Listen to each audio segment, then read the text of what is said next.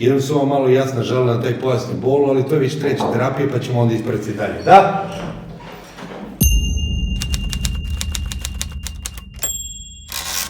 Znači, izvini, na minut za pacijente koji su tu već.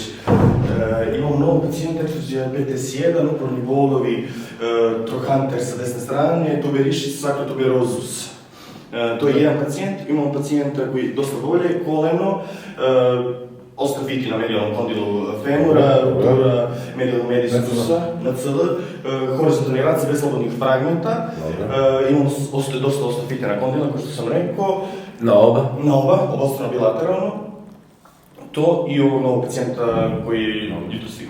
Bol se javlja kad? Bol se javlja hod uz niz stepenice, pri većem opterećenju, ima suprapatovarnu burzu, dosta otoka. Ja se primeće? Ima? Primeće se, ima dosta. Dobro, uradit ćemo akutni protokol. Akutni protokol? Antiedimatozna terapija.